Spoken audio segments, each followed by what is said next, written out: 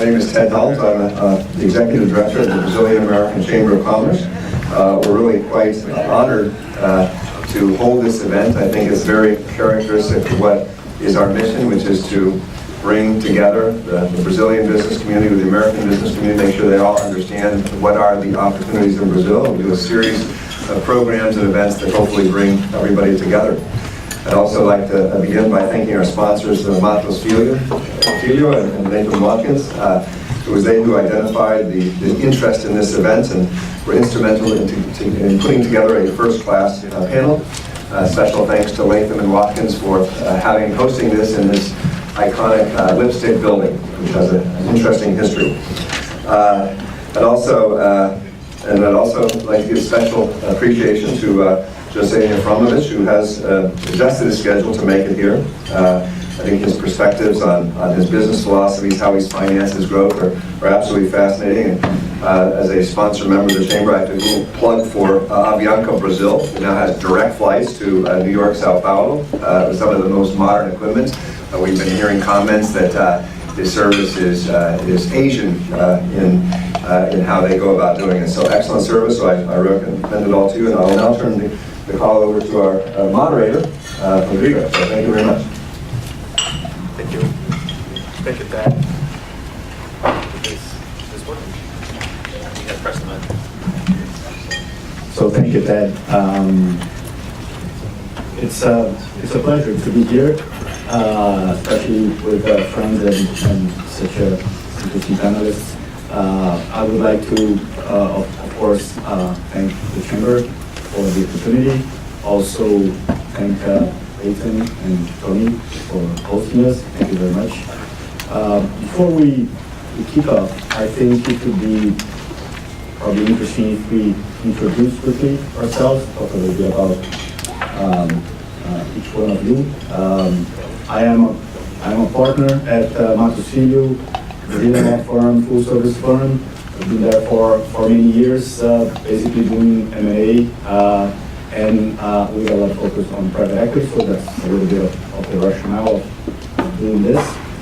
But let's listen a little bit about Jeff, my team, José, and Tony, and then can kick off.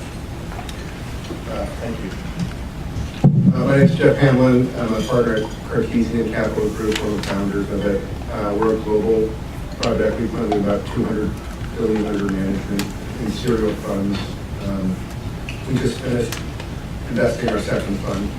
As I said, we're global, so Brazil is part of, as depending on the statistics you're looking at, the 6th largest economy in the world, the 9th largest economy in the world, and the 4th largest democracy. It's always going to be a destination for our investment, and we've been doing business. I've been doing business with Brazil since 1994, and prior to Cartesian at AIG Capital Partners, we were very active in the market in that we have no specific allocations to countries or sectors within our fund. So if you looked at our portfolio, it would be widely dispersed across the world, primarily resident, but not exclusively in the largest emerging markets.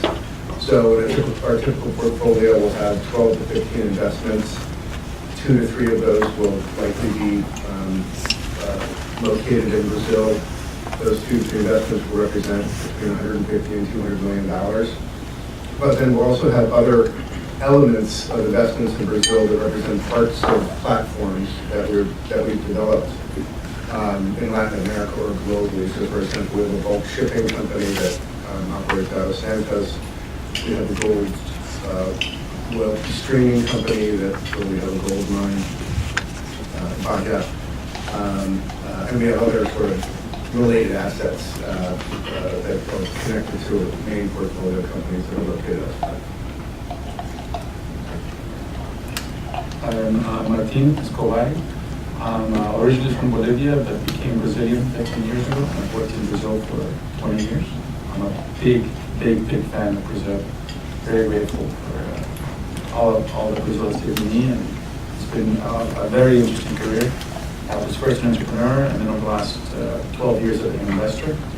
And Rodrigo has 100% market share in all the deals I've done. I've been successful, so he invited me, I had to accept.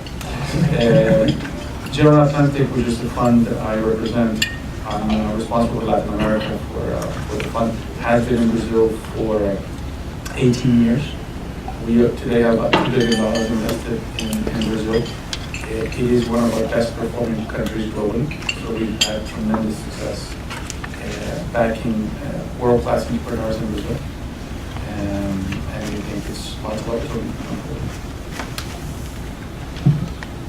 Good morning, everyone. I am José Efromovich.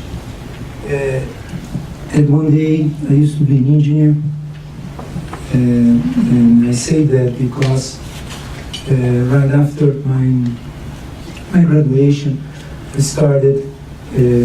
became an entrepreneur in the country and in other countries in the region, working in different areas. Sometimes I believe that it was too many different areas, and like engineering, we were involved also in the medical area, diagnostics, producing of radioactive materials for early cancer detector and for treatment of cancer, and school education was also one of our businesses, and there is I don't know if it's fun or not, but we had our ex-president Luiz Inácio Lula da Silva as one of our students back in 1972. I wasn't his teacher, he was just in the school. Besides that, we went to other different areas, and we ended up with our major business as a group in the airlines. Later on, I will tell a little bit more about it. Thanks, Jose. And thanks for everyone for coming. I mean, it's great to see so many good friends and colleagues in the crowd, as well as here in the panel. It was a distinguished group, and many have had the good fortune to work with over the years. I'm Antonio Pino. I'm the head of our Latin American practice at Latham and Watkins. I guess been working now on transactions in Brazil and Latin America for almost 25 years. I'm excited to be here as part of this group. It's going to be a lot of fun today.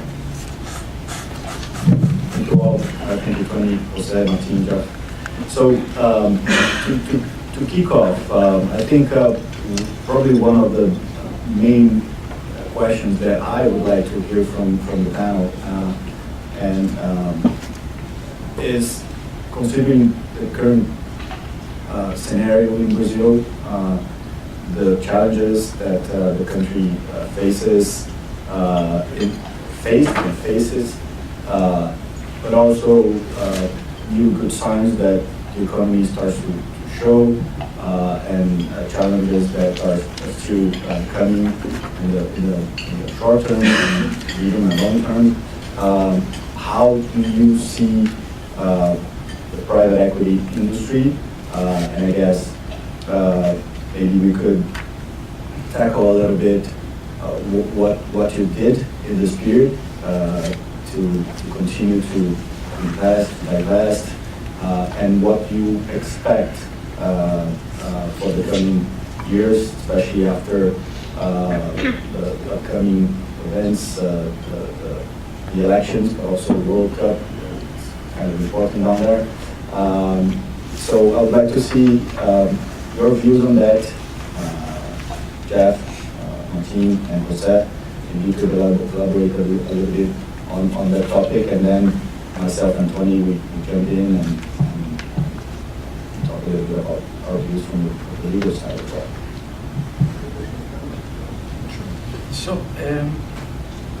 So some of these things we've been investing in over the last 5 years.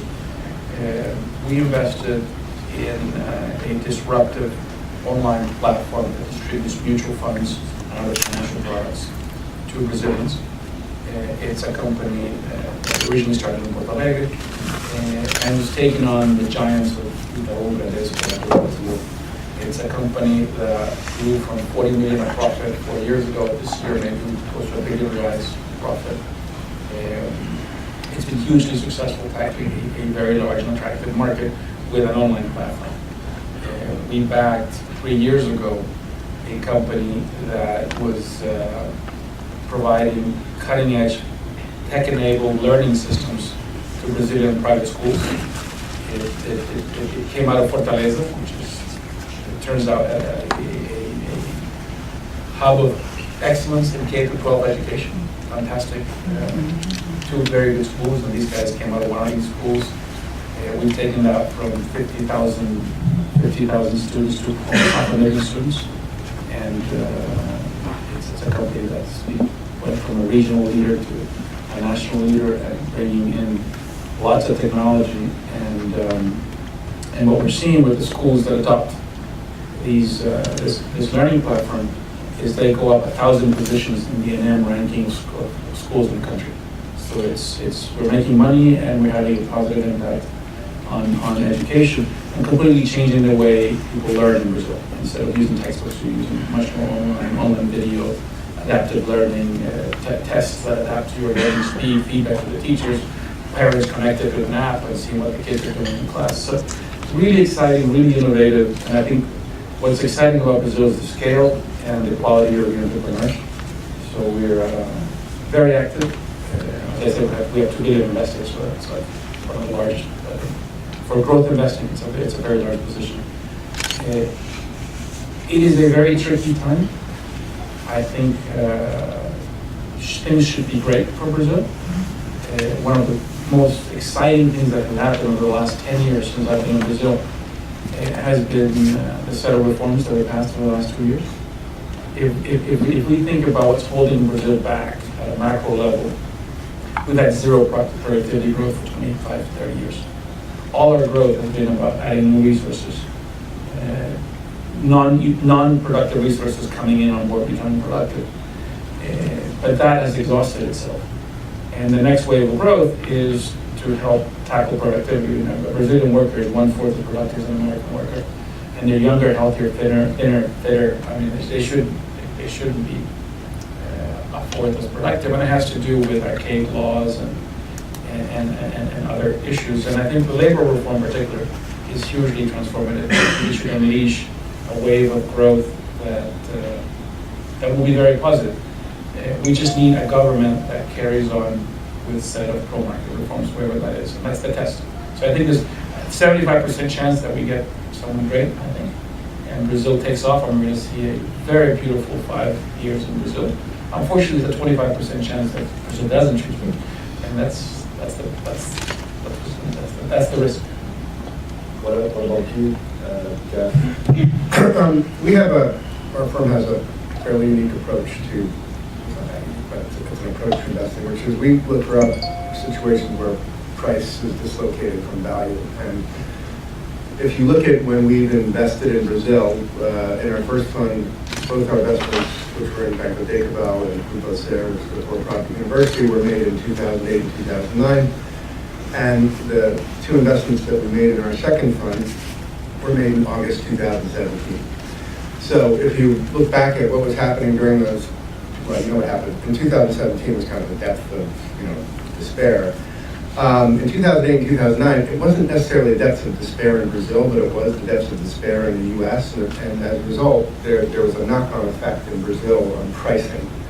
And that's how we executed a very innovative structure with Banco Decabal, which involved investing in CDs of the company and also obtaining warrants, in a fairly traditional structure in the US, which was a preferred stock. But because what had happened was happening in the developed world, we were able to find very attractive pricing and valuations in Brazil.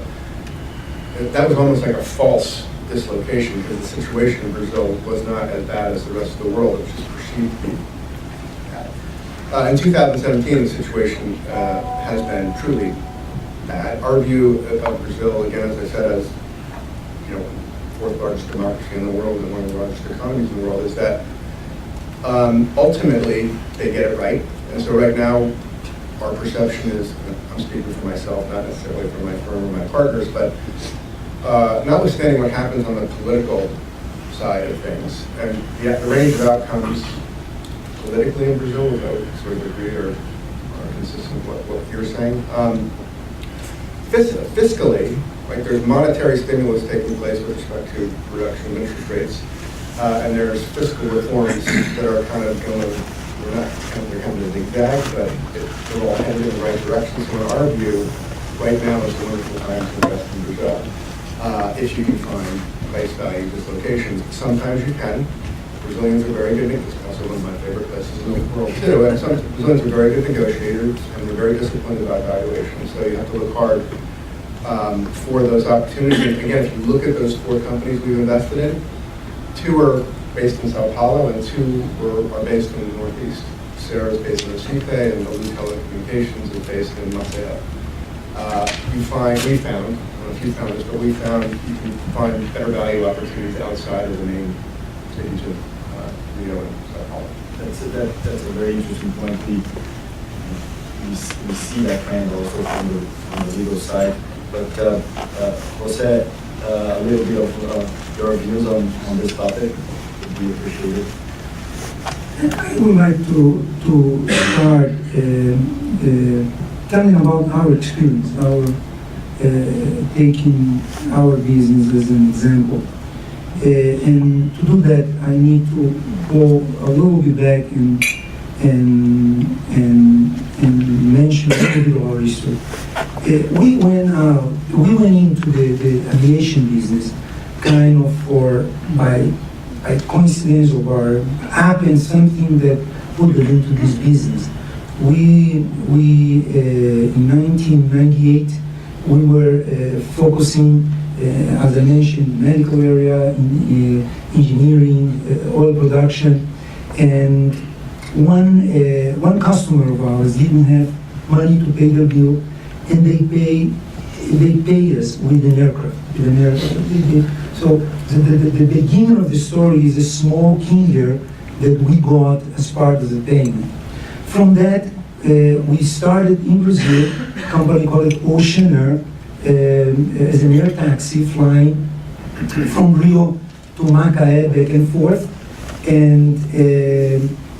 And for 2 years we did that, and we grew it as much as we could grow, knowing almost nothing of the businesses until we found out an opportunity to get a couple of planes from Rio Sul, was a subsidiary of Vary airline, and so we bought 4 of those aircraft, small aircraft, 30 passenger aircraft.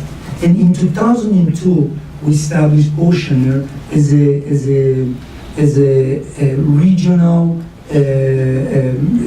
official regional airline. And for 2 years, we were looking into ways to grow. Some funds spoke to us at that time, but we didn't have a real business. So, and this is one of the points. When do you go to a private equity to get your money in? And this is a question that is going on until today, from then on, for the Brazilian, for our Brazilian operation. So in 2004, Avianca Colombia went on Chapter 11, and they filed their Chapter 11 in the courts of New York. And the reason for that is because most of the creditors were Americans, so the judge accepted that. And this is when we came into Avianca. We bid on that process, and end of 2004, we ended up acquiring Avianca Colombia. When we got there again, our business is very capital intensive, as all of you know, and we would need to make some changes, to do something. Refleeting was the first thing that we did, and we ended up doing it by ourselves. We just got some financing from private banks locally. And 2010, we merged with TACA. 2011, we went to the stock market in Colombia, Bogota, and this was also after many meetings to see which is the right way to get there. Go to the stock market straight ahead, or get into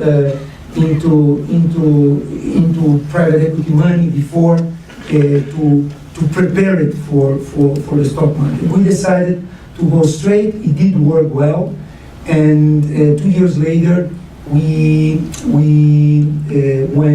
came to the New York Exchange, and we are listed since then. So this is Avianca Colombia, that we call it Avianca Holdings, and we kept it totally separate from Avianca Brazil. Avianca Brazil actually is Oceanair. And why did we kept it separate? Because Oceanair was still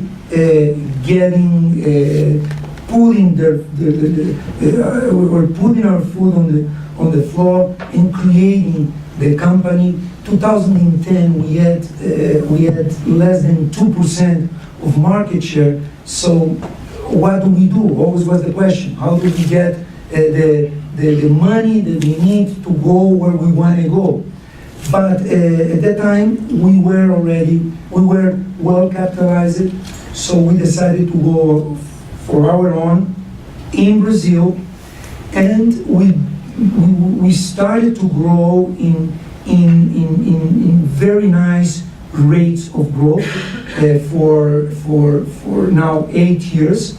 Today we have 14% of the world Brazilian domestic market, but 26% of the markets that we are in.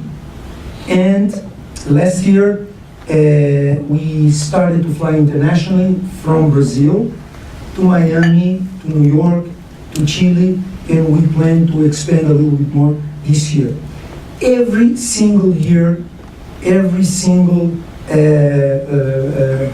board meeting that we would have to discuss budget for next year, private equity was on the table, or stock market was on the table. Where do we get it? How do we do that? And we manage it without needing, so far up to date, to go to external resources. But as an example in the group that we really decided that was a specific business, which is the loyalty business in Colombia, which is the Life Mile business. We decided to separate it from the airline, and that was in 2010. So we worked it out and we prepared it until 2014, when we put a tender in the market looking for money, and we end up selling 30% of the loyalty program from Colombia Life Miles to Advent. And I have to say that it was a great experience, great partners, because it's not just the money that you should look for when you are going to look for that investment, but also who is bringing the money. What else can they bring into the activity? And particularly, that firm had a group of people with experience in loyalty, and they really brought a lot up to the partnership, and we are very happy with that deal. This is mainly the only big deal with private equities that we were involved. And today, Brazil, it's still, in Brazil, we're still growing our operation as an airline. Our loyalty program is still in the Avianca Brazil business, but ready to separate. I just don't know if we are going to really to go and bring some money from outside. This has to be decided during this year, but totally open because of the previous experience that we had in Colombia. That that decision? I mean, I actually, it was a groundbreaking deal, that life miles deal. We actually represented another bidder on that ended up not being successful. But why did you decide to seek private equity investment? And also, is it, you know, I mean, obviously there are a number of factors that go into the decision. There's the price, there's the experience, which you mentioned. I mean, and particularly in a case there where they were buying 30%, they ended up buying 30%, you guys continue to control that investment. How important was the, you know, relationship? Did you guys have a prior relationship with that group? No. We didn't have a prior relationship with the group. We just went into the market and we looked for the different players. And before that, answering your question, Tony, why did we decide to do that?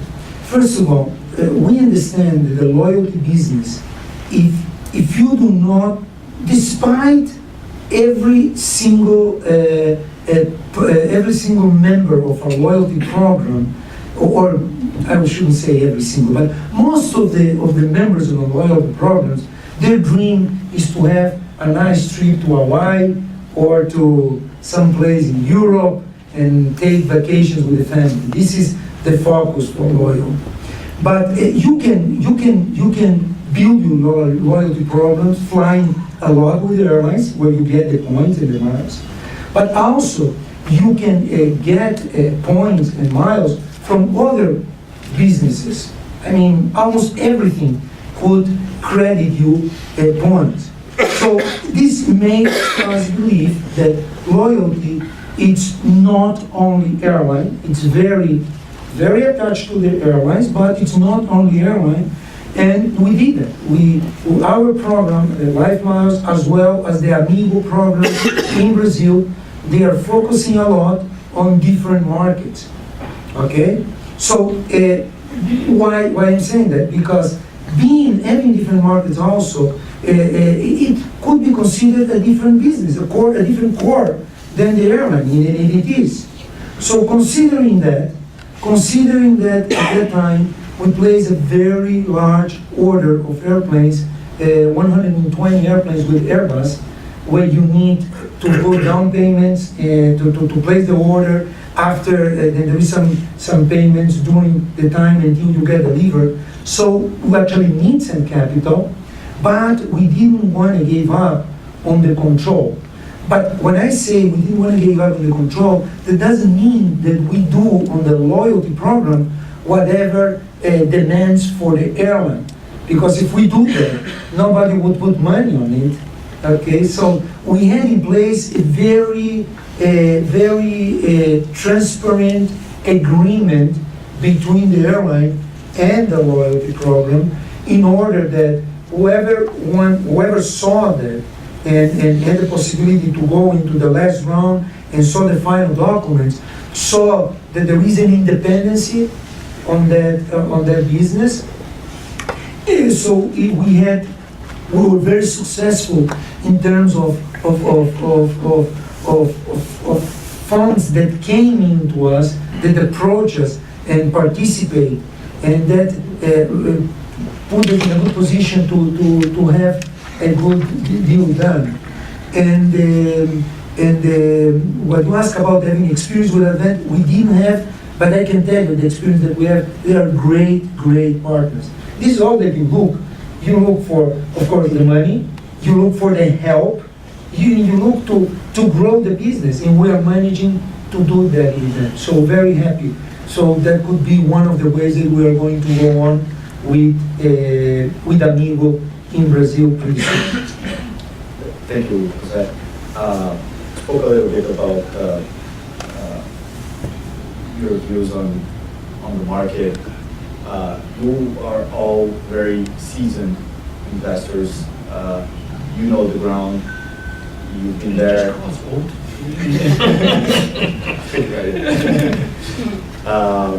This is on TV, you gotta be careful. How do you see the private equity market changing when you started doing business there to today? I mean, it's a different environment, different players. We have locals that are doing a very good job. We have the global funds that have local teams that are doing a great job, but we also have global GPs that do not have people on the ground that are also looking into the country. How do you see the changes in the market in the past 5 to 10 years, being there then and now? So one thing that I've always been impressed about by Brazil is the quality of the professional class. You know, they've been working there since 1994. What Martin mentioned about the entrepreneurs, but as well as the financial advisors and the legal advisors are, and we're a global fund, so I see them all over the world, are really, really good. I mean, they're among the best. I mean, sincerely, among the best in the world that we work with. And one thing that I've noticed over the course of 5, 10, 15 years is the quality of the people now beyond the professional class that are running the companies are also, many of them are what I would describe as world-class operators. I mean, you look at the UNEP guys, right? They're the 3G guys, and now they're the Heinz guys. They're among the best operators in the world, and they're known for that. So one thing that I've seen is just a spreading and a dissemination of the quality of management from the professional class into Brazilian companies. The other thing that's happened is, obviously, it's one of the most robust private equity markets in the world. That's not necessarily a good thing for us because there's a lot of competition. I don't know for that advent. So as a result, that creates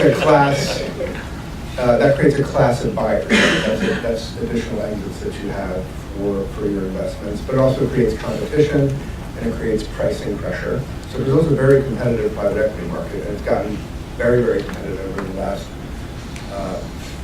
5 to 10 years. And then finally, the Martin is, I would say that the structures, the investment structures that have been developed have gotten more complicated.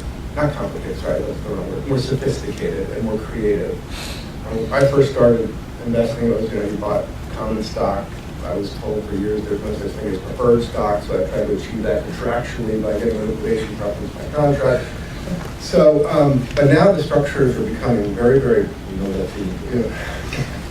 very, very, very sophisticated, very creative, and that's great. That's great for private equity because you can't, at least for us, we can't. It's very hard to hedge. We take minority stakes, so it's very hard to hedge. We're dollar-based, so you have to hedge structurally, and we hedge also by diversification globally, but you can hedge structurally with downside protection mechanisms, either in debt instruments and converts, and whether it's very hard to get dollar-denominated instruments in Brazil.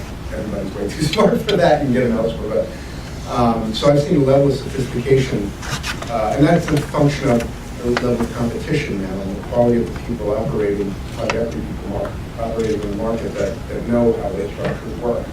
And that ultimately also benefits, I think, us in terms of our ability to capture upside, but much more effectively limit our downside. Something as well. Thank you, Jeff. Martin? So we're talking about the TV series No Mecanismo. There's the lead detective. No, I'm referring tangentially to the lead detective at one point says, Brazil no é para amador. Brazil is not for amateurs. Brazil really is not for amateurs. It is a tough private equity market. If you look at the returns of the industry, there are some outliers, and Advent, GA, and Cartesian are outliers, do perform well, but they are outliers. The average returns for the industry are absolutely mediocre. And that's a problem, because private equity has a role to play in the development of the country. It is a source of funding, of innovation, a supporter of entrepreneurship. And it's not the quality of the people. I mean, as Jeff said, so I spent 20 years working in Brazil, had the impression people were world class. Over the last year, I now have a global role. I know for sure they're world class. I mean, the quality of the managers and the entrepreneurs are as good as the best guys in China, India, or even the United States. So it's not for the lack of people or for the lack of market opportunity because of the scale of Brazil. So what's lacking? And I think what's lacking is we need longer periods of the semblance of stability. The problem with Brazil is every 3-4 years, there's a major disruption. And that destroys returns. And it's hugely negative for the industry. Now, the sources of disruption have changed. It used to be we were, borrowing in dollars and all revenues were in reais, and whenever there was a perception of increased political risk, money flows create all sorts of volatility. So Brazil sort of learned against that. It used to be that there was no domestic savings and all our capital was short-term capital from abroad. So whenever there was a perception of changing in risk, there was capital flight, and those two are no longer such a big problem. The new source of problems are around the strength of our institutions. And I think we've made huge strides. I mean, if you compare, and now I'm going to touch in dangerous lands, our Ministerio Público, our police forces, a lot more independent, a lot more effective than they are anywhere else in Latin America. And that is a huge change in the last 10 years, incredibly positive. Our judiciary so far has proven tremendous independence and brought about major change in the country.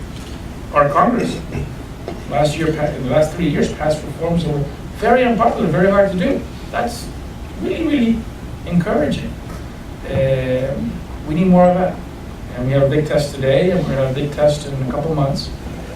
But if we get that right, I see in 10 years of more stability. It's going to be harder for people like us that profit from disruption. So I think actually the common thread of us three is like we're like vultures of volatility. But it's going to be greater for the country, and I hope that's what happens. Less volatility. Thanks a lot, Martin. José, a little bit of your views on that. Actually, it's my experience. I was totally out until 2-3 years ago. I didn't know, we didn't get involved in that kind of opportunity, of investment, of partnership. But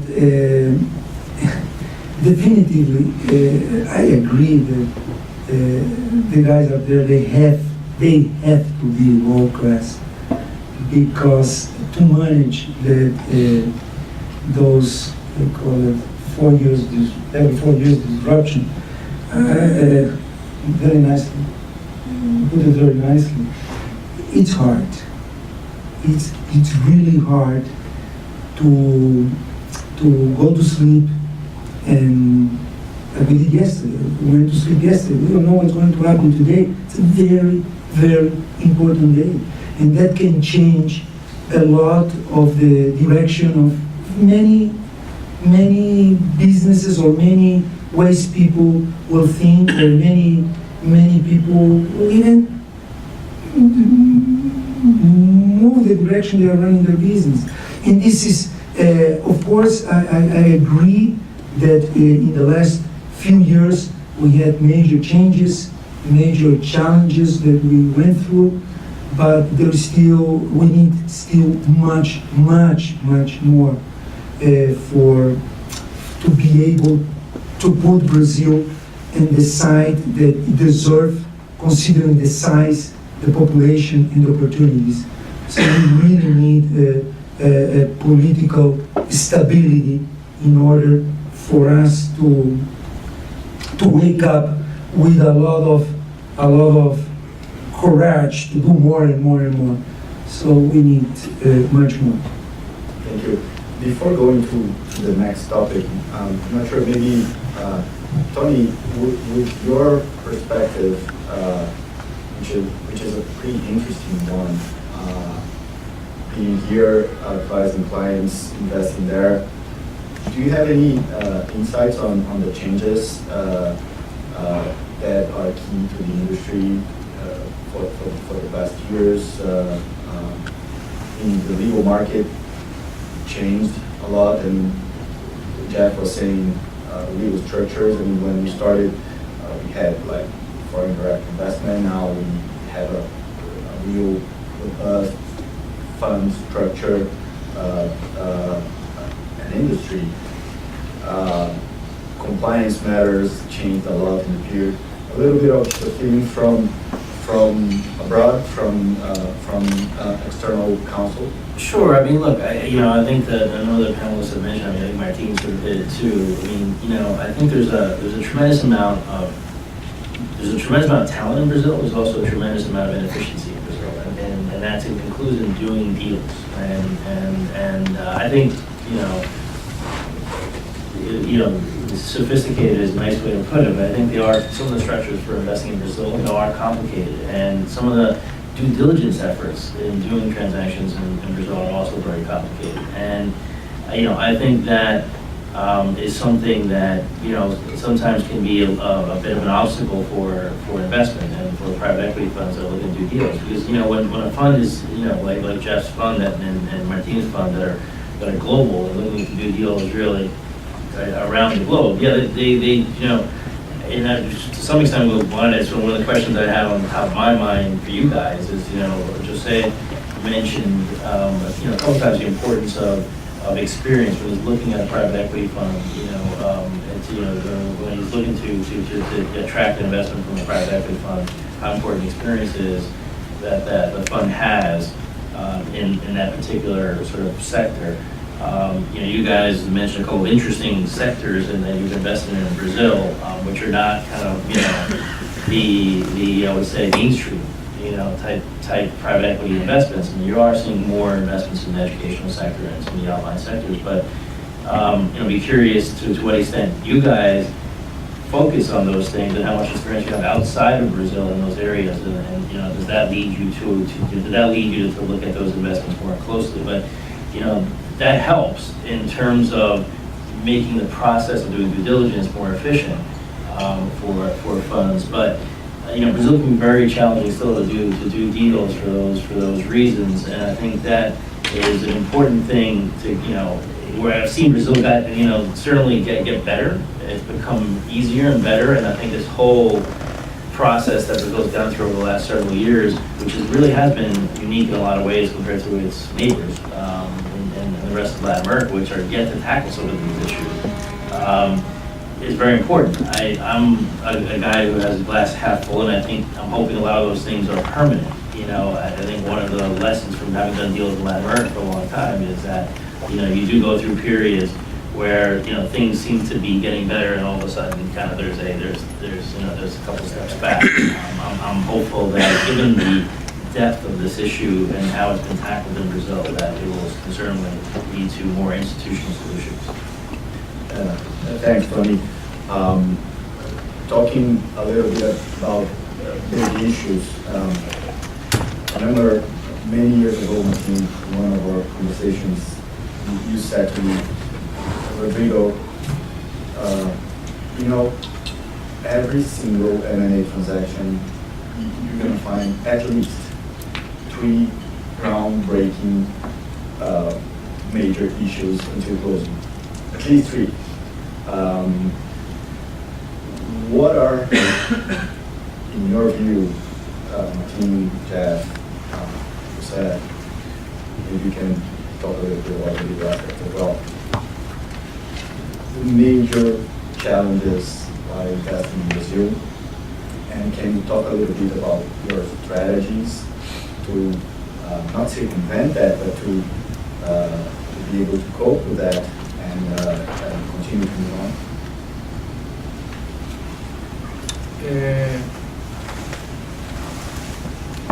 The number one challenge is the lack of visibility as to market the whole. And that makes it very hard to lever a transaction, very, very hard to price a transaction. So it's the lack of visibility that's the hardest thing. So the only way we have found to compensate for the lack of visibility of the future is to have marginal safety. And you can have marginal safety the way Jeff does it, which is prices it at such an attractive place that you have room. Or you can do it the way we do it, which is you're riding a tsunami called digital disruption, and even if you overpay by a year or 2, digital disruption is at such a speed that it just catches up with you. But you need that marginal safety to come from somewhere, and that to me is what has allowed us to overcome. So actually, I make a very good point, because I wasn't going to say it, but I'm glad you said it, because we have, and I thought this was true, but I validated it, which is we have very different approaches to investing. I think you're you're more, and this isn't a criticism, but you're more of a pure growth investor, and we combine growth with price, right? So with respect to some of the issues that we find in companies and how we deal with them, we will not, at least because about everything, what we'll typically see in a dealing company, even if it's audited, not every dealing company, is major tax issues and major labor issues. And actually, I'm going to seek some free legal advice in a few minutes about the labor issues. But so in the telecommunications company, every individual service of a loop had a different tax rate, had a different tax regime applicable to it. And there were 3 different opinions about, how they should be taxed and what the rate is and what the liability is and whether we should escrow for it and whether we should enter into an agreement with the tax authorities to prepay it. And, as a result of that, in our approach, we have low tolerance for it, both for labor and tax issues.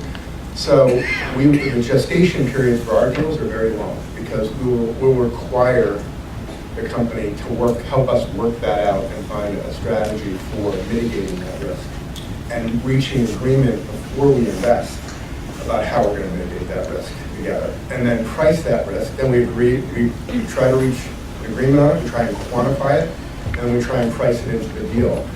And that's where some of the creativity comes with structures, because you can price it into the deal, and then, again, the way tax works is there's a 5-year statute of limitations, right? So we have a 5-year to 7-year holding period. So we can have a structure that basically says if this tax never comes to fruition, while we're pricing it now into the equity that we're buying, if this tax doesn't come to fruition, we'll have another formula for you getting this equity back, right? So it's kind of, as the entrepreneur will always say, this is never, don't worry, the little tax rate, they don't enforce. There's not going to be any kind of enforcement action. This is never going to come to fruition. This is a contingent liability that's never going to rise. And they may be right. And actually, in most cases, I think they are right. We just don't have the tolerance for that, so we structure around it. The same is true for labor. And in our firm, we will not, I don't want to say never, but we rarely ever take a control position in a Brazilian company. And the reason for that is because of, to your point, it's beginning to change. This is where I want to give advice. I think it's just because of if, God forbid, the company goes bankrupt, the directors and the controlling parties in Brazil get sued, whether the cases are legitimate or not. You have a court system that's very pro-labor. And our view is that being a minority shareholder, minority investor provides some protection against those kinds of suits. So the developments in the labor law, in our view, are very favorable. My understanding, however, is that actually how that's going to ultimately be applied by the courts, which continue to be vested in the old system, is unclear. So even though there's an attractive, it's happening. Yes. But it's kind of the exact advice I got, actually. No, really, it's kind of somewhere in the middle. It's this for free. Maybe you can talk a little bit about that. So the reform is really interesting from a macroeconomic standpoint, in the sense that it's starting to change practices that are there for a long period of time. It's going to take time for those to be actually implemented. But direct to your question, we do have a system that in theory protects shareholders. We do. From a corporate standpoint, but I'm going to get that. But from a practice standpoint, I mean, if you have a labor issue, in practice, you're going to see a labor judge actually assessing multiple parties, shareholders, even attorney facts, and then you have to defend yourself afterwards. Ultimately, you're able to defend yourself, but after a stressful period, after dedicating time and money to solve an issue that should not be there. Interesting from the reform is that the burden to support some of the costs of litigation are shifting. So there was an incentive for you do some sort of arbitrage and basically just file a labor claim regardless of merits, and that is now no longer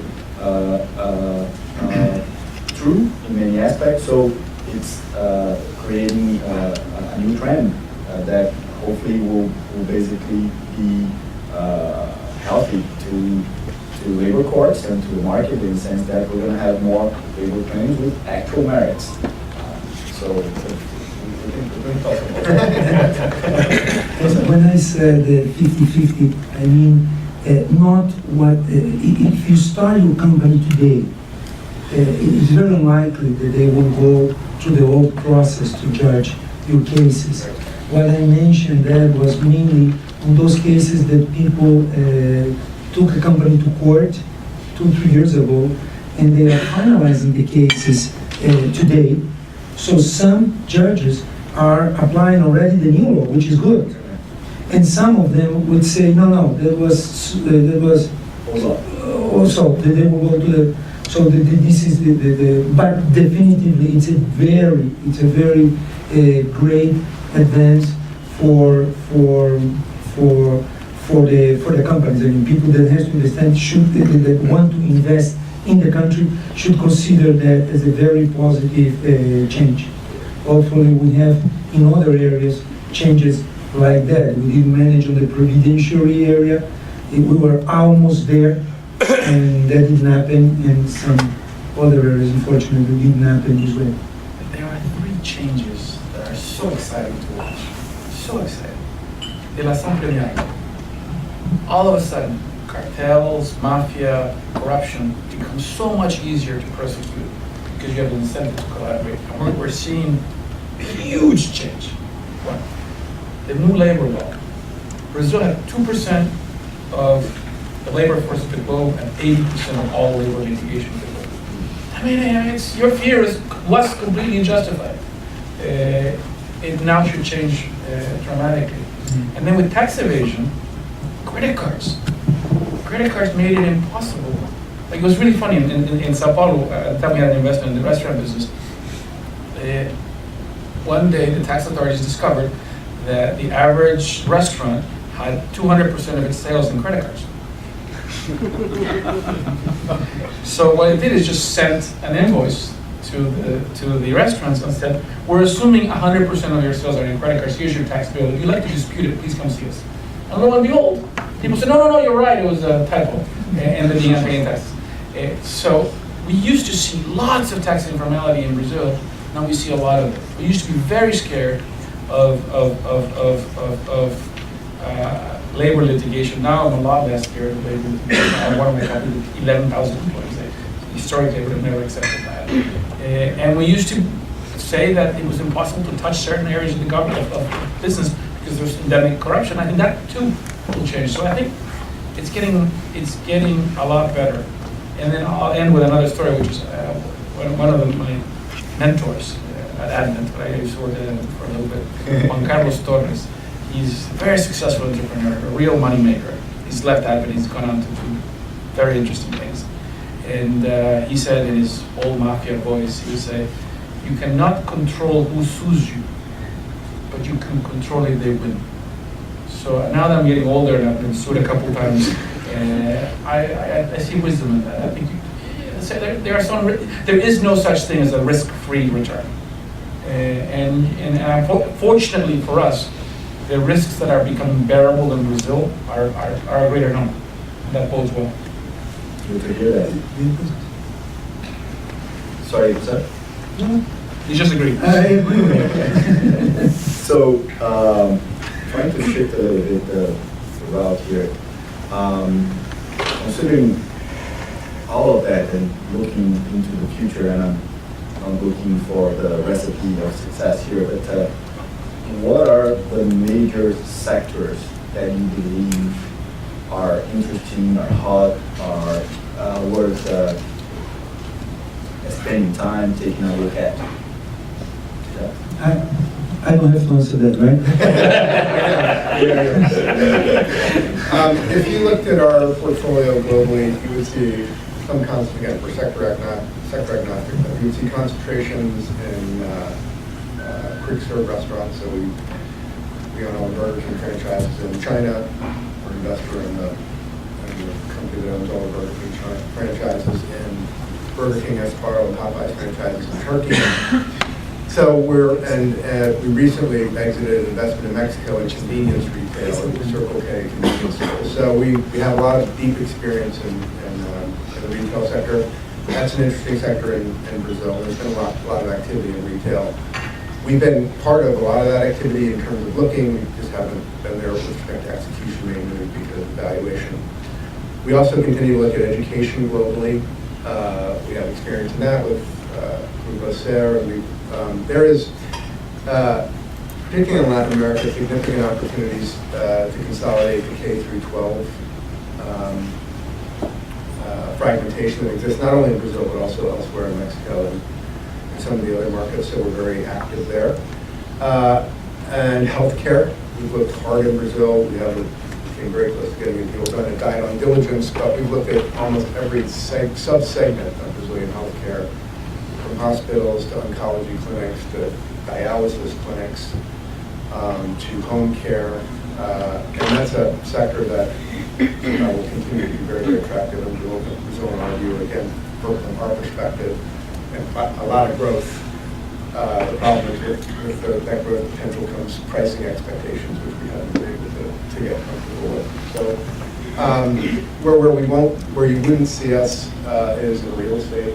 It's kind of its own asset class. We're in infrastructure, and it also comes in an asset class, usually with lower return thresholds than we might play on the real estate side in this home with respect to services. So maybe brokerage firms or some of the online portals. But those are kind of the main categories where we're active. But we're really, the last investment, we jammed 2 investments in August 2017 into the end of our investment period in our second fund. One was in telecommunications, which in Brazil I think is going to be very dynamic over the next several years. And the other was in LED lighting, pure play LED retailer, primarily based in Sao Paulo. Jeff, before passing the word to my team, I know Jay has actually dived into that industry. How do you see the financial industry? Financial services. I'm envious of the deals that he's done. I've looked at those deals, and They were very expensive for you. they were very good. I was very upset because we looked at the pricing on those deals, and we couldn't do it just because of our culture. It doesn't mean it's right or wrong, but you were right with respect to the bet that you made on essentially exponential growth. So we did make a very highly structured investment in Banco de Portugal. So, and we have other financial services investments in our fund, but they're kind of on the periphery. So the largest investment in our fund is in the helicopter leasing business, which is a financial services business. So we're active right the sector very much. Actually, I should mention Martin? So if you look at my portfolio, I'll tell you what we've looked at and the bets we've made, the bets that are on the table, the roulette table. These are the bets.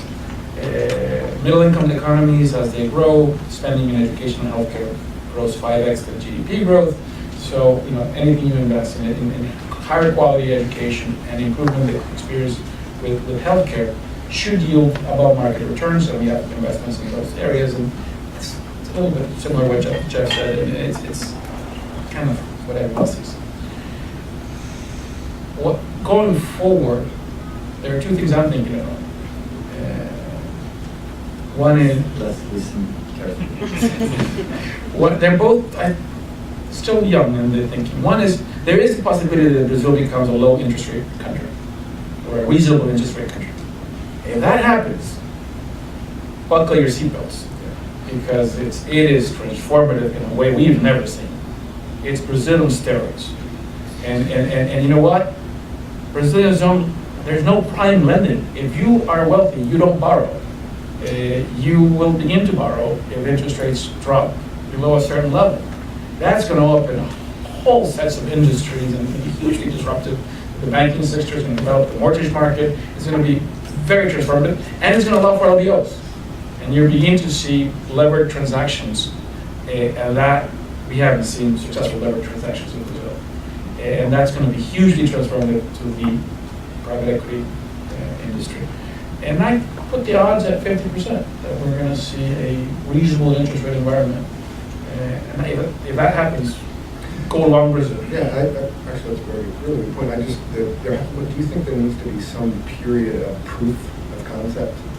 Because you were headed towards a low interest rate environment now. If it is structural or conjunctural. Yeah, so you need to see, because you're right, I mean, leverage availability will change the industry monumentally. So do you need 3 to 4 years of that to prove that Brazil is out of the disastrous cycle? If the institutions show they have matured, that's the test. If the institutions behave well, as I hope they will in the next 12 months, I put money in that naturally. So that's sort of the first one. The second one is a little crazier. If we are right, and Jeff, José, and I are right, and we said it, that Brazil has world-class entrepreneurs, how about backing those world-class entrepreneurs to create global companies? Why is it that all the global companies are either American or Chinese? If you believe that the Brazilian entrepreneurs are just as good as the guys at Alibaba and the guys at Google and the guys at Facebook, and they are, how about backing them to take on the globe? So I'm on the lookout for such crazy guys. I did my first bet. It's a tiny company. You've never heard of it. It's called Gym Pass. But you will hear about it because they were very big in Brazil. They got 400,000 members that use their gym membership program. All your companies should have it. Avianca should have it. Basically, a company hires you for $5 a month. All your employees, per employee, and get 50% off any gym they want, and they can mix and match gyms. You can go to Equinox on Monday, and you can go to Reebok on Tuesday, and do yoga on Wednesday. Huge, beautiful business model, three-party marketplace. And they're very big in Brazil. And I funded them to come to America, and they started in New York 6 months ago. They now have, I think, 2,000 gyms in the United States. And they're like, the guy, Cesar, is terrific. He's like, it's so much easier here. What do you mean? Like contracts are easy to negotiate, people talk, it's like very simple. The tax situation, it doesn't change by state, it's the same in the whole country, it's so easy. So I don't know. I don't know if they'll make it. I think they'll make it. But I want to find more such entrepreneurs. Only a Brazilian would say that it's easier to do business in the United States. Jose, I know about your carve-out. Any takeaways on that? Actually, if you want me, I'm going to say airlines,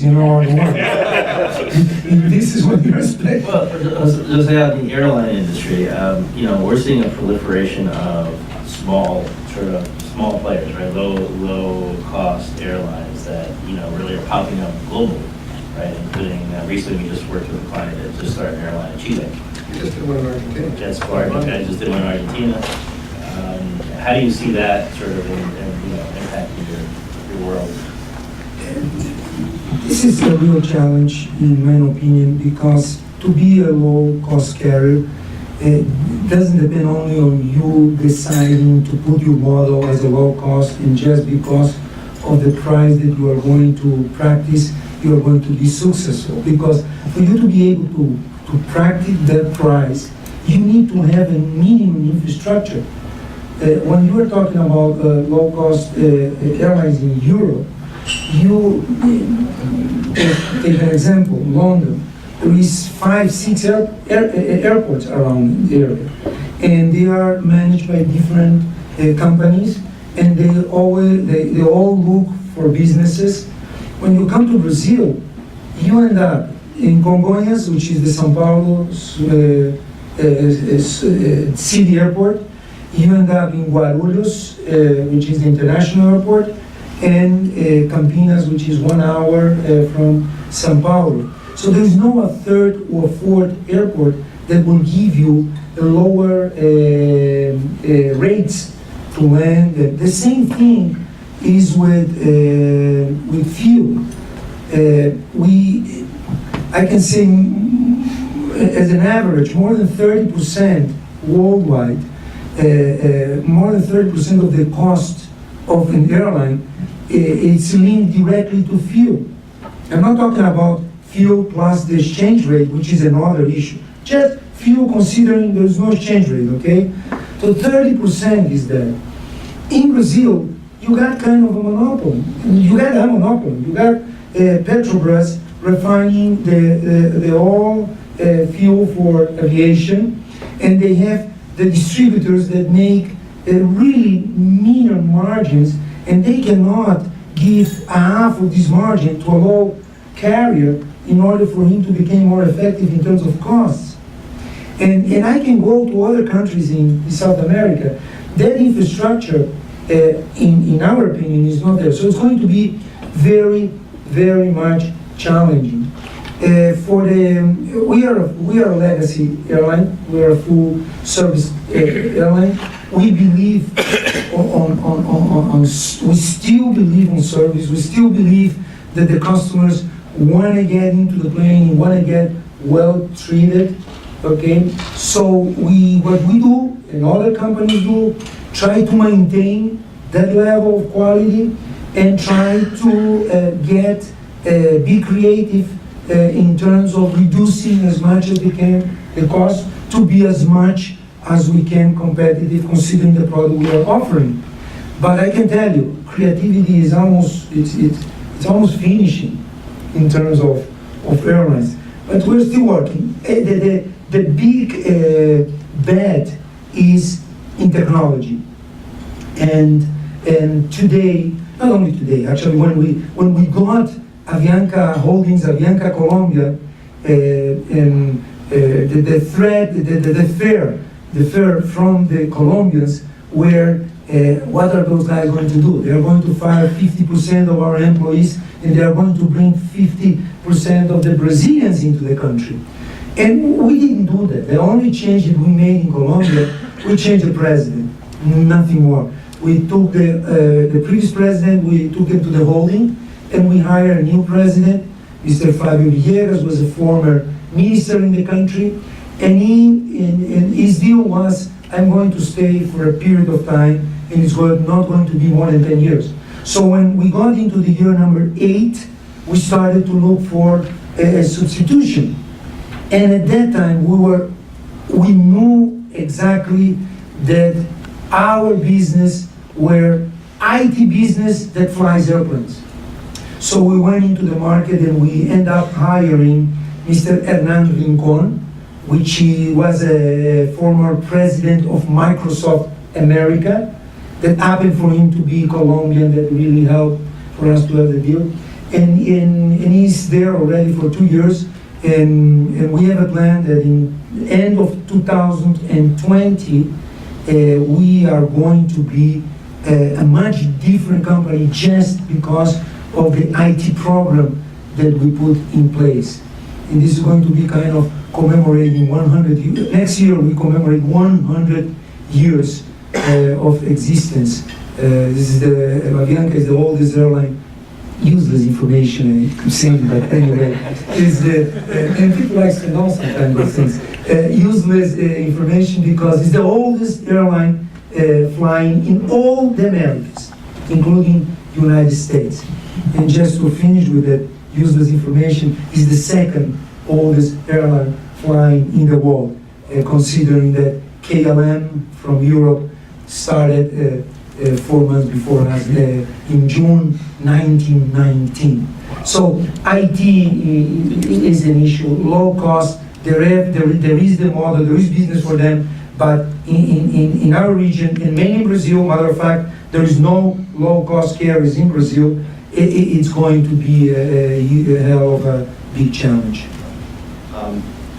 Before tackling the next topic, just a curiosity, I know and Jeff, you mentioned that specifically. Would like to to understand a little bit from Martin how he sees that. I know you do not tap that type of industry, but how do you see, and also I know that it's a type of a fixed income return business, how do you see infrastructure in Brazil? Because it is an industry that we know the private equities are looking into.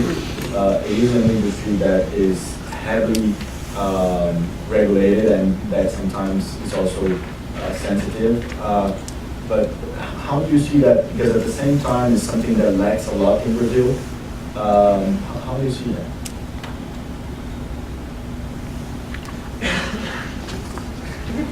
Martin, it's you. It's your turn. We are a growth investor. We would invest in infrastructure. And it's so sad to have wasted the biggest bonanza in money in the history of the world and not have built Brazilian infrastructure. Right. All we needed for the last 5-10 years was clear rules of the game. And money would have flooded from everywhere. And we would have had highways, and we would have had better airports, and we would have had ports. And instead, we muddled through. It's a shame. I think we can fix it, but it's a shame. There's lots of money out there for infrastructure. Sad to hear that, but also good to hear that because hopefully we still have opportunities. Well, we are, I mean, I think on that point, we're seeing a tremendous amount of money in that setting, private equity money in infrastructure, energy and infrastructure, telecoms. And we're seeing, there's been more, from what we've seen, there's been more being done in other countries in Latin America on the infrastructure side, at least from the private equity perspective. But, you know, we are, you know, one sort of big game changer is, you know, a lot of the pension funds investing directly, and they also are impacting the private equity world, right? Where you're seeing, you know, particularly the Canadian pension funds investing aggressively, started with infrastructure and energy, and I think it's, you know, we're seeing more and more of that, big ticket deals. And, you know, and in the private equity world too, I mean, I think where they're really trying to compete. And, you know, it's tough because their return profiles are a lot lower than private equity. Thanks, Tony. Moving on, what do you believe, and this is probably more of a practical point rather than like a macro holistic topic. In order for you to implement a successful strategy in Brazil, what do you think are the key elements? For instance, do you think it is of the essence that you have people on the ground, or no, that's not key, you can manage remotely? What are your views on that? Start this one.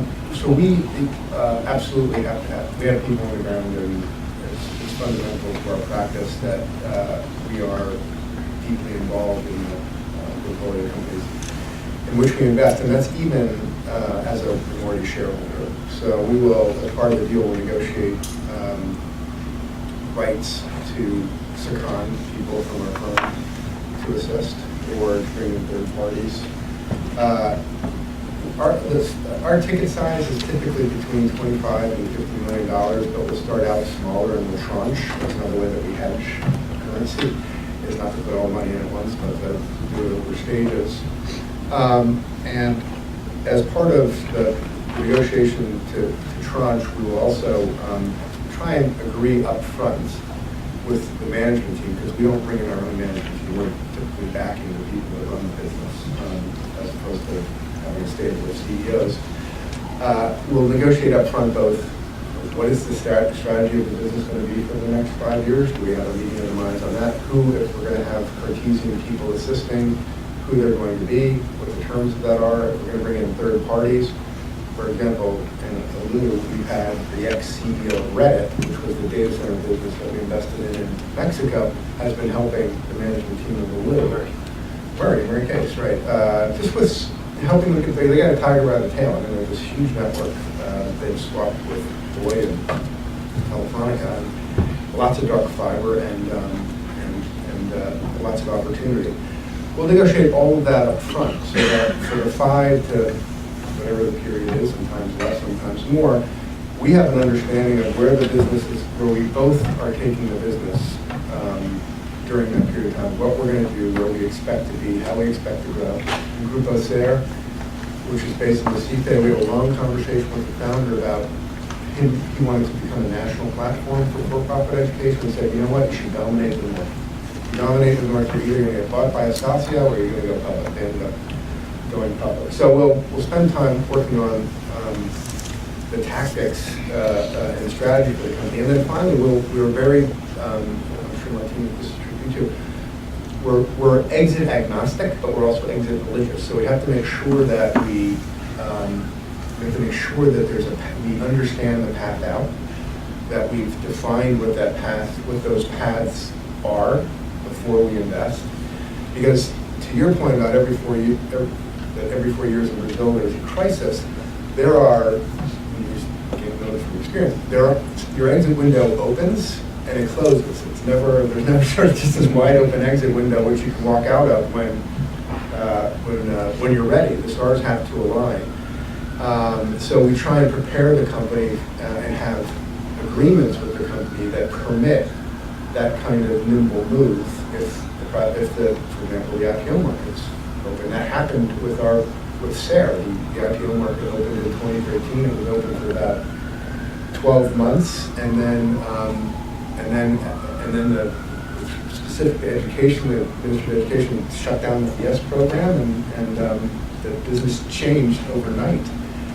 We were able to sort of get out or list the company before all of that happened. So for us, it's a question of upfront discussions, upfront understandings about where we're going to grow, how we're going to grow the company, what we Cartesian are going to do, either because we have specific experience in that sector or because we have experience taking companies from where they are in Recife or Maceió in terms of being a small little family-owned business that may not have been audited to becoming a very large multi-dimensional business that's audited by a Big Four with a prospect of either selling to a multinational corporation or listing on the best board or even outside of the result. So I have a 3-step suggestion how to succeed in private equity in Brazil.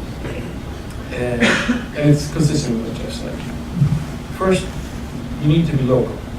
And the main function of the local presence is to test the quality of the partner.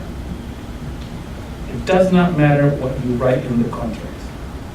And we spend a lot of time writing contracts together, but if I have to remember what we wrote, it's too late. And all the contracts we did, I have never had to look at what we wrote. With one exception.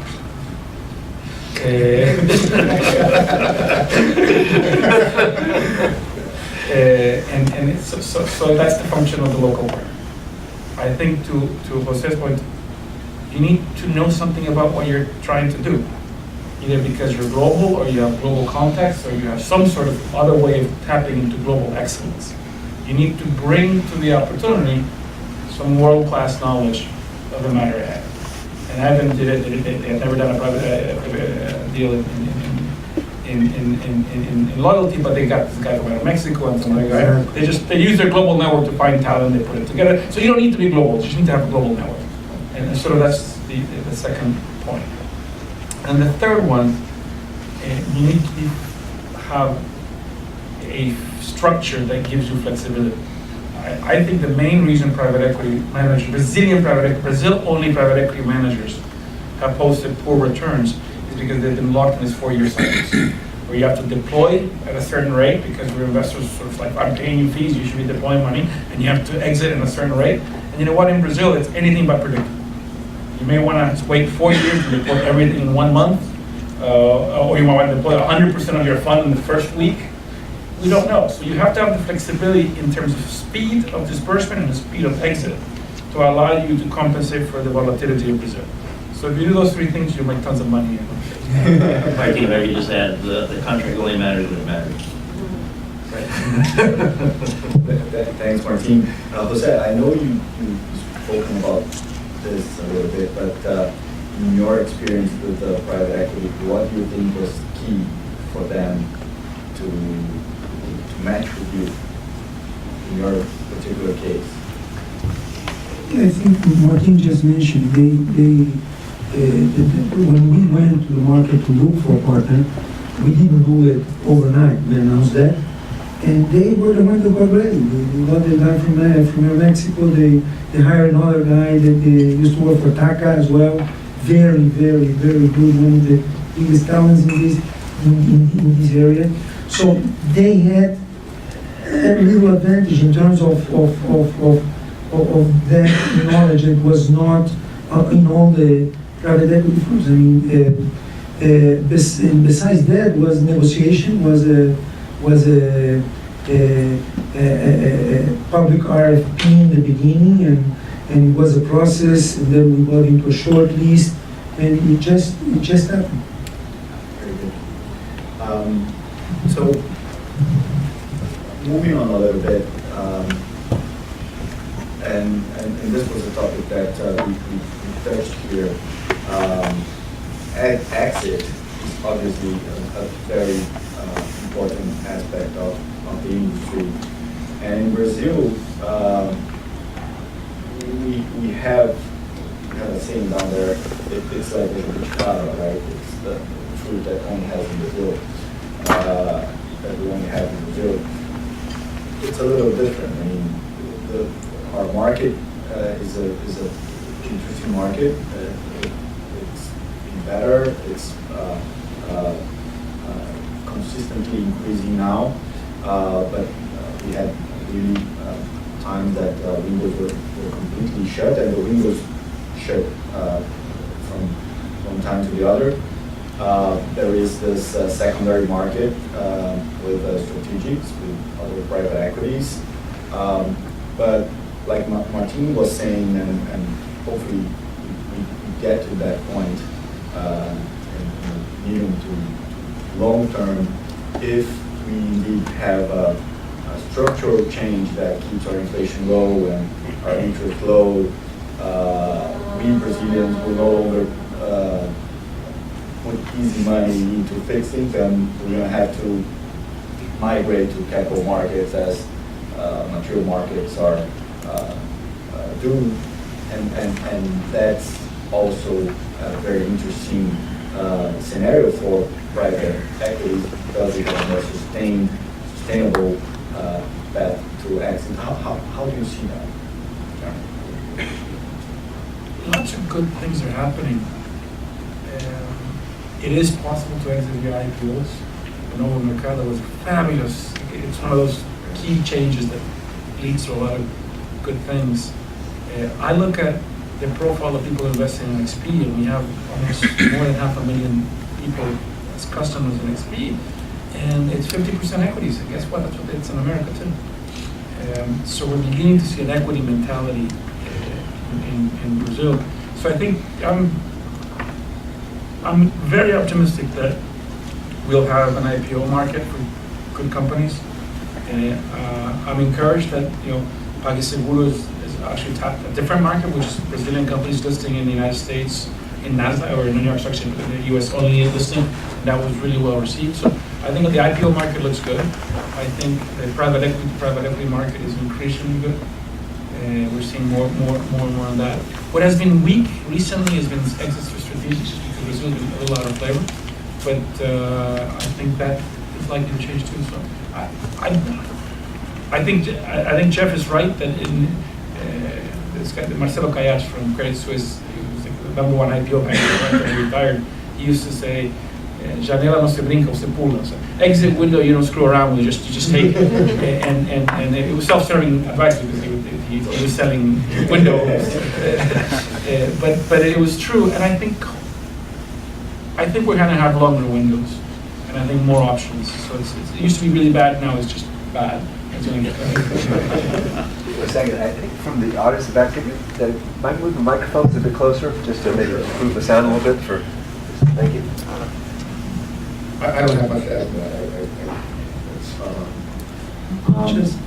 Just let me make one comment, and I will call actually the previous discussion.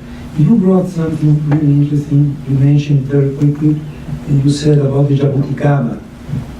And I would say because of the jabuticaba effect is that we really need to have local people to understand the local jabuticabas, okay? How many of you don't know what is the jabuticaba effect here? Everybody knows? Come on! Okay, good. So, if you don't know, jabuticaba is a little fruit like a grape that only exists in Brazil. Only exists in Brazil.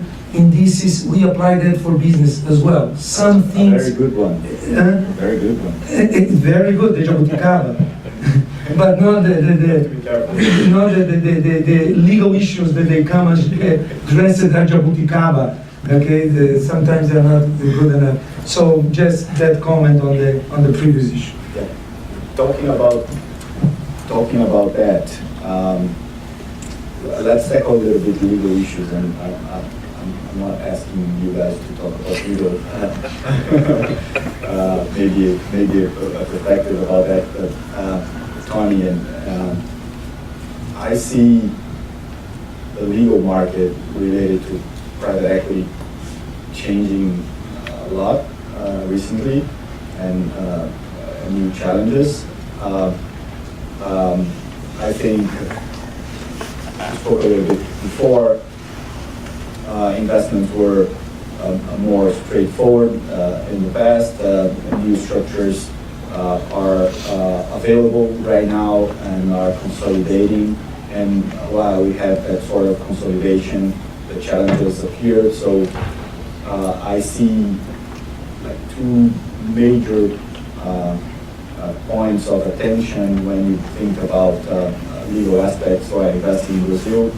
The first one, and probably those aspects are inherent to the type of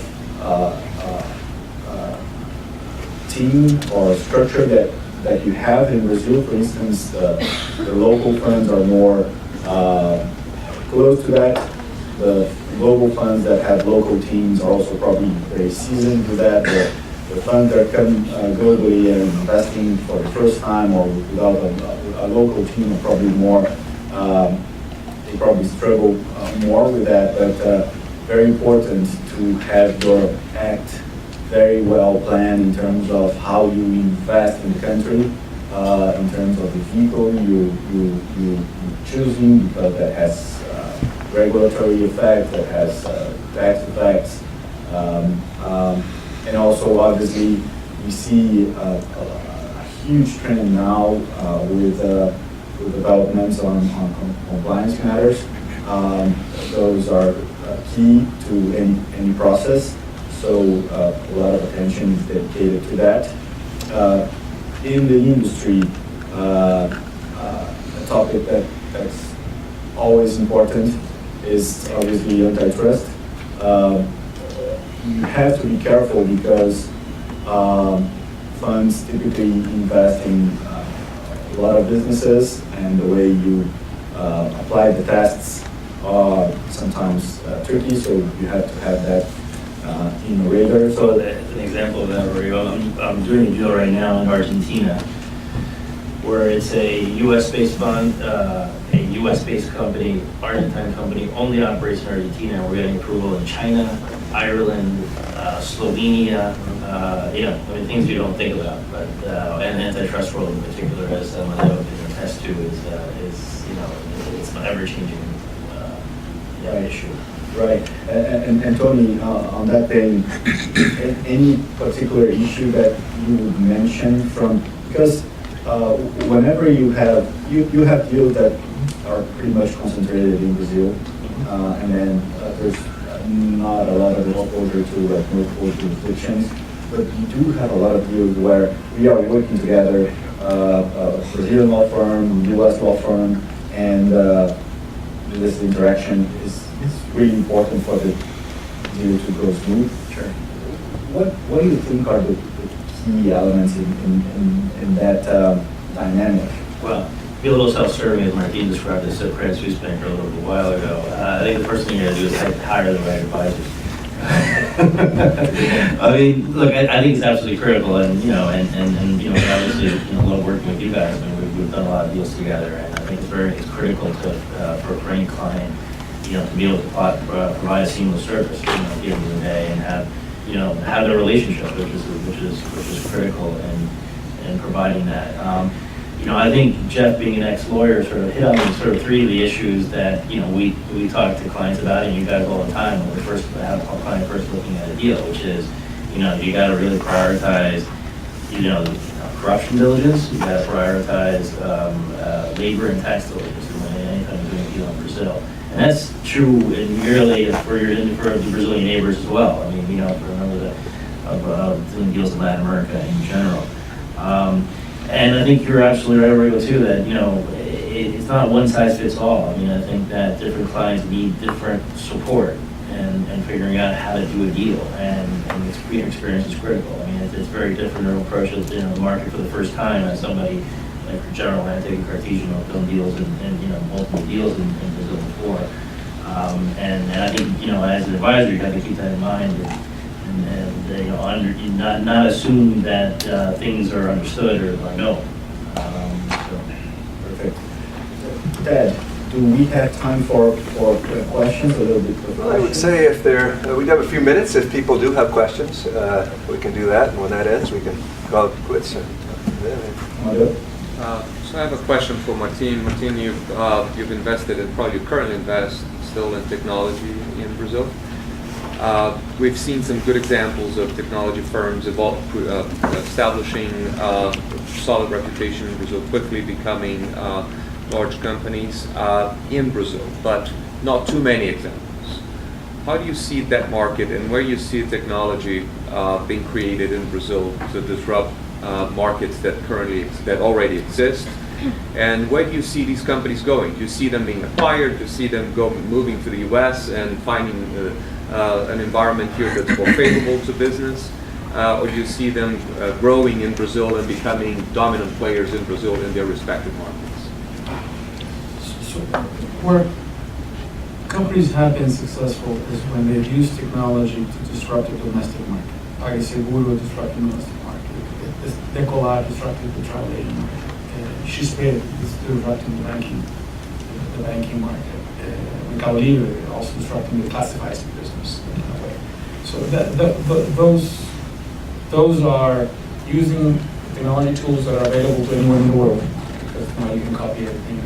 Encoding has become easier, and you can import, you can outsource the engineering to Ukrainian engineers who work part-time in Ukraine and have a team in India, and they're all integrated and they're all offshore to EPAM or Globant or some other firm. So it's become easier to use technology to tackle domestic markets. What we haven't yet seen is a technology company that tackles a global market, which goes back to my dream of finding guys like Cesar who are trying to tackle the global markets. We haven't seen it in large part because Brazil is too big. It's too comfortable. It's so nice. If you just make it in Brazil, it's fine. I mean, outside the United States, which has this sort of, Americans drink different type of water, and they think they're the chosen tribe, and they want to conquer the world, and they go out, they have a great market, but they want to conquer the world. And other than that, I've only seen it from Israel, because there's such a tiny little market that if you want to maybe relevant, you have to go global. But I think in certain niches, you might have a shot, but it hasn't happened yet in scale. Thank you. How would you compare and contrast differences, if any, between global firms like yourself and some of the large local firms like GP or Tarpon or Patria, who are investing sort of the same size checks? The main difference that Martin alluded to is they're stuck in the cycle. Right? They have to. Those funds have 5-year investment periods. They're dedicated to Brazil. They've got to invest, irrespective of economic or other conditions. And so that sometimes results in adverse decisions regarding portfolio companies. That whereas a global fund like ours, we can sit out, we can say, Brazil's out of favor right now, we're going to hold our capital back, we're going to put this to work somewhere else in the world that's not suffering from, or that may be more properly priced the value right now.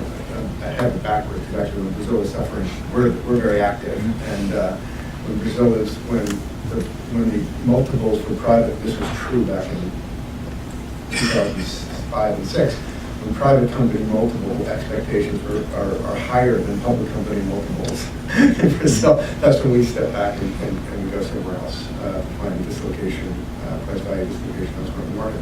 Those guys are dedicated to Brazil. To Martin's point, they're drawing fees, they're limited partners for saying, you're drawing fees, but you're not putting money to work. We pay you to put money to work. And that can result in them getting kind of upside down with respect to the portfolio performance. That's what he's talking about specifically in terms of relatively dismal returns or mediocre returns for bond funds. It's interesting, the only country in the world where I think the local in-country funds have outperformed the globals is China. And it's There's a fascinating. reason for that. They don't have a cycle. But they don't have cycle. That's the thing. Yeah. It's the most crazy thing. Like, you talk to the Chinese entrepreneurs, and they don't know what the business cycle looks like. They've never seen one. They've never seen a recession. And I'm like, really? No, never. I mean, the worst years when we, instead of growing 7%, we grew 5%, and it was really bad. It's very interesting. I think it's awesome. Thank you. Andres from Partners Group. And one question I've got is when I look at Brazil, and with the theme of Brazil's ability to go global, I don't want to call it protectionism, but the distortions of taxes and other local and regulatory issues make it really hard to see if Brazil's competitive in a global economy. So I'm curious what anecdotes, where do you see the labor being as competitive or more than, right, like utilities?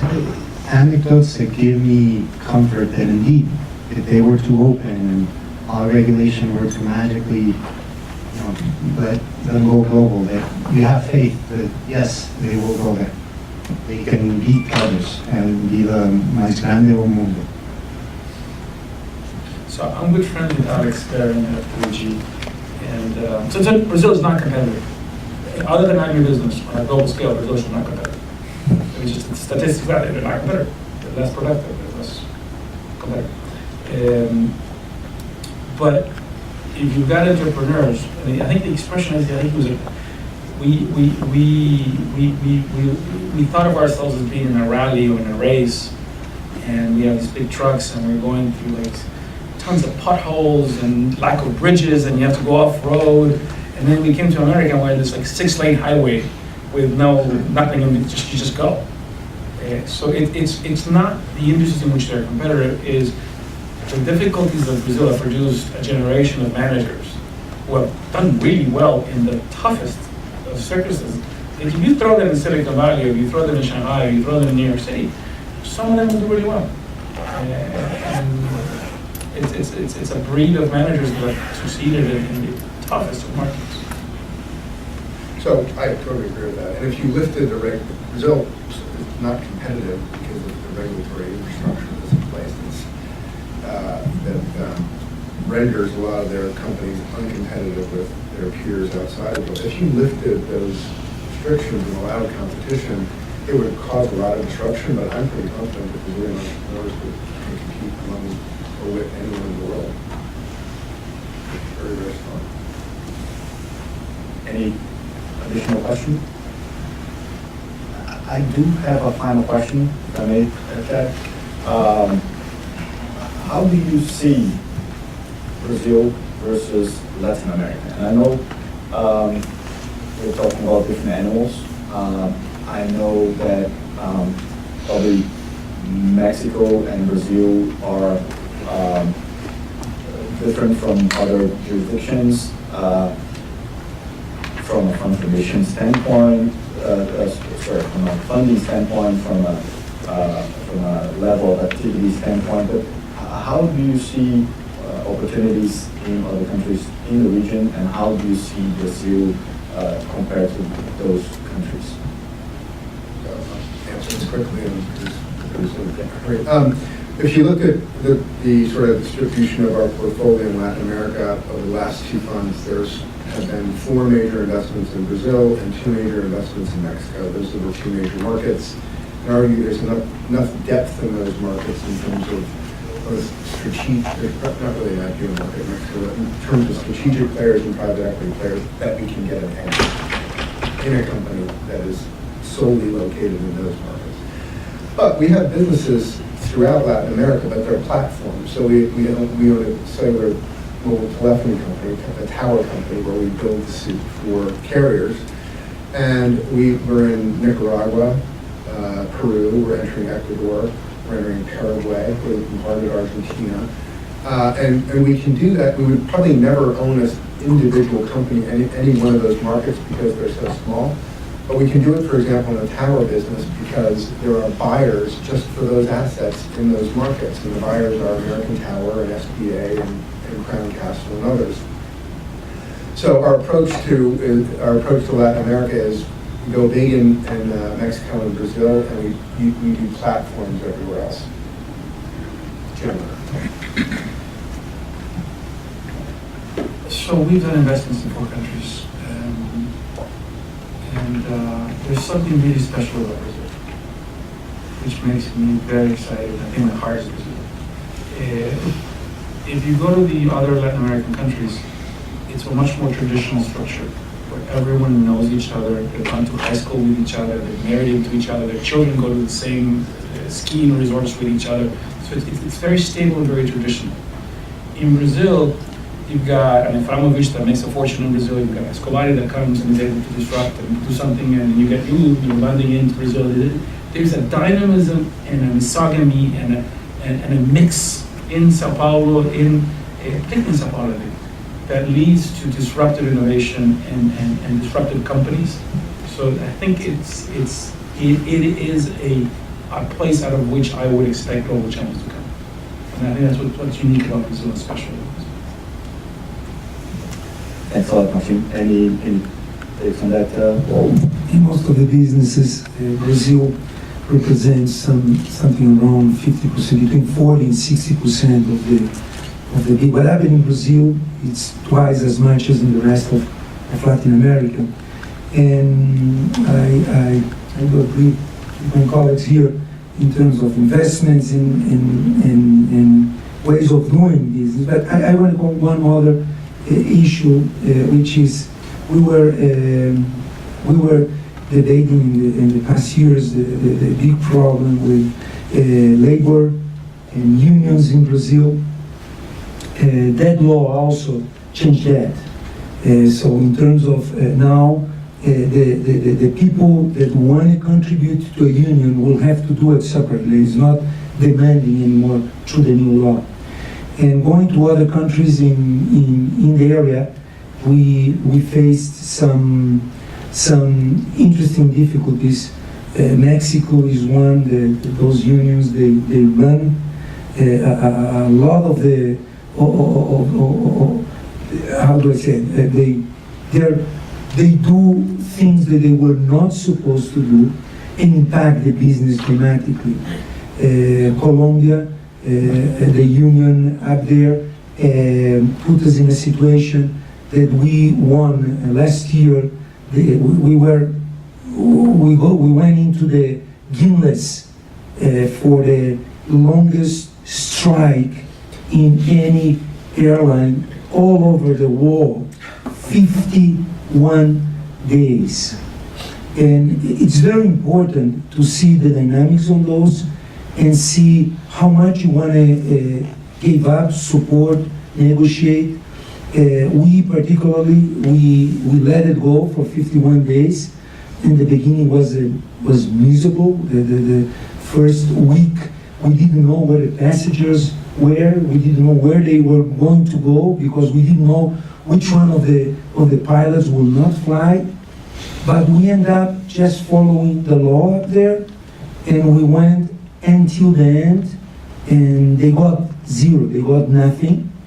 And it was just a matter of the way they were negotiating. They didn't want to negotiate, and they just want to have the opportunity to say they are in the table for 4 years, and that gives them the coverage by the court not to be fired. But just to give examples on different countries talking about the area Latin America, and by the other side, Brazil in that particular item is going to the right direction with the new law as well. Any We are out of the strike. We are flying normally now. Everything under control since January. Actually, since January we end up flying 99% of our scheduled flight. Okay, so please don't cancel José. all is on time, right? We can do that. The door is going to be a stand-up there. We can have 20% discount for members of the chamber, okay?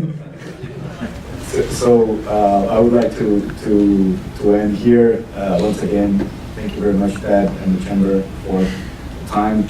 Thank you very much, Tony, for hosting us and providing all the support here. Thank you especially José, my team, and Def for the insights. It's for someone that is in the industry very interesting to hear, and as a Brazilian, I leave this room here more optimistic. We know the challenges, but it's great to hear views on the country. Thank you very much, all of you. Thank you.